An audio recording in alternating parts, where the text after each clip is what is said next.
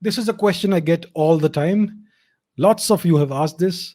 Please tell us about the ancient education system.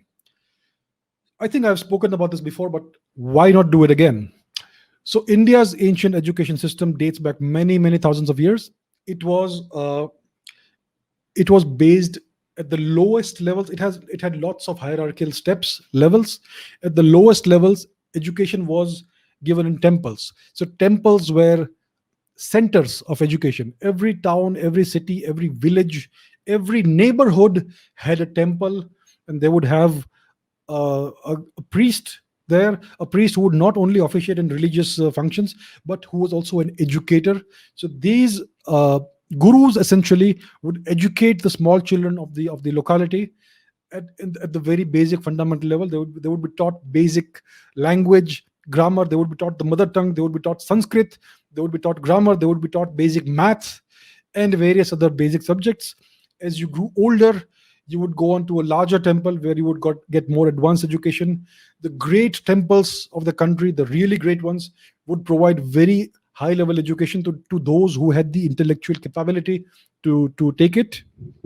And then you had the great viharas of India, where you had religious philosophies and traditions that were taught. So you had great Mahaviharas, etc., especially during the Buddhist times, which also taught the Vedas, etc. And then you had the great universities: Takshashila, Nalanda, Telhara, Vikramshila, Udantapuri, Shardapit, many, many, many more. We have lost track of how many universities we have. They are all in ruins today, thanks to the Turkic invaders. So this university, let's take Nalanda, the most famous one. Nalanda was destroyed when India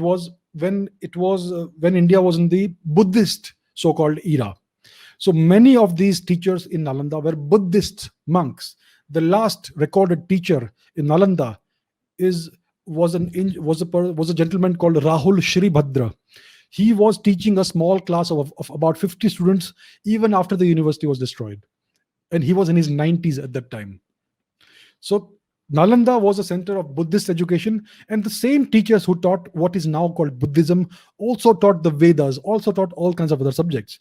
So everything was taught there in these great universities, and the only barrier to admission was your intellect. So you would have to go through a series of examinations and oral tests. You would have to answer questions from the great gurus, and if you were able to answer these questions satisfactorily, then you would be given admission to the university, and all education was entirely free. It was all subsidized and funded by the local kings.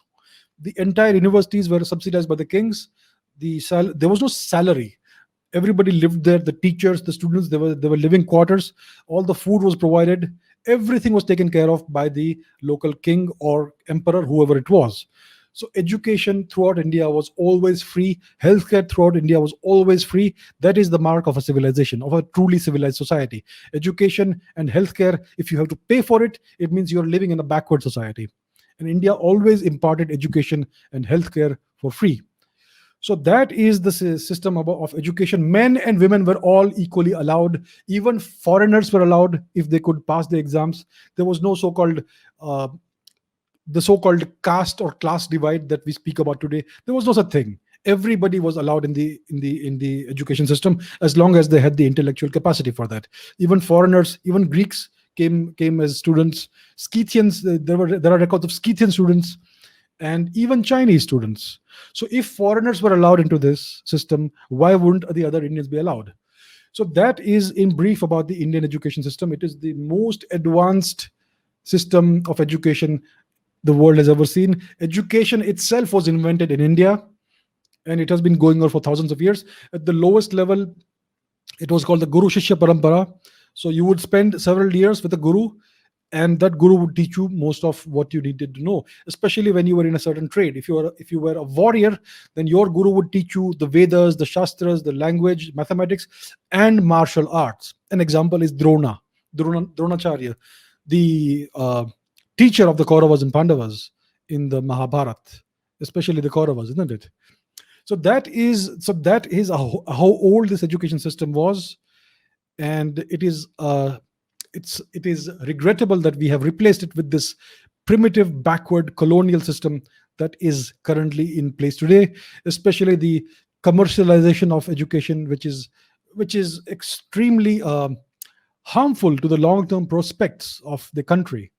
So education is all about preparing the future generations of the country to be great, to be good, productive citizens, and to be great leaders in the future. That is the purpose of education. And today's education system is not geared towards that.